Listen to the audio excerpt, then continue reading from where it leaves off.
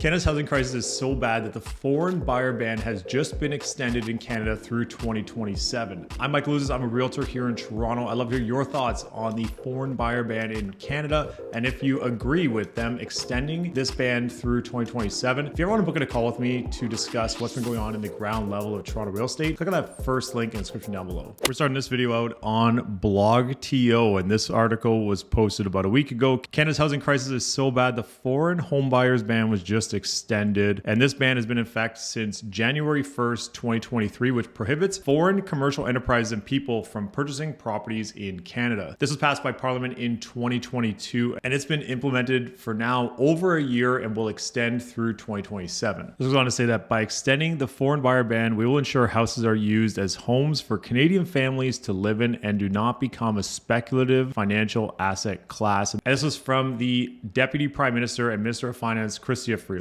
Let's talk about this foreign buyer ban and what exactly it's been doing here in Canada. Back in 2021, when prices really started ramping up and into 2022, a lot of the blame was put on foreign buyers that were running up the prices of Canadian real estate. During that time, the Canadian government announced that they would implement a ban on foreign buyers, so they couldn't come to Canada to purchase property. 3 months into that ban, they actually made some amendments to the rules, and we'll go through those in a second. But one thing I do want to mention is that this was one of those rules that was implemented even though prices were already on their way down and continued to rise in 2023 as this was implemented from the get-go. Here's from the National Post. Federal government extends foreign buyer ban on Canadian homes to 2027. Non-Canadian people, including permanent residents and commercial enterprises, are prevented from buying homes here. Now, this article goes on to say that the ban, which came into effect in 2023, foreign commercial enterprises and people who are not Canadian citizens or permanent residents are prohibited from buying residential property either directly or indirectly. The ban carries the potential for fines of $10,000 for violations. Now, when that act came into play, they implemented some amendments 3 months later to strike the right balance in ensuring that housing is used to house those living in Canada rather than a speculative investment by foreign investors. One of those amendments was allowing work permit holders who had more than 180 days left on the work permit to purchase property. There were some other rules that came into effect, but effectively it went from banning all foreign buyers to only a select few, and particularly those who do not live in the country if they don't have their PR or work permit that has significant length of time on it. Interestingly enough, before that ban was announced, about probably 2 to 3 weeks before, Toronto Mayor Olivia Chow announced a 10% speculative tax on foreign buyers. And this kind of is a little bit interesting given the fact that there is a foreign buyer ban here in Canada. But this says that for next month's municipal non-resident speculation tax, the MNRST, would make foreign nationals pay an additional 10% on the purchase price of residential properties starting in January 2025. Now, it does go on to say that this should bring in an estimated $14 to $15 million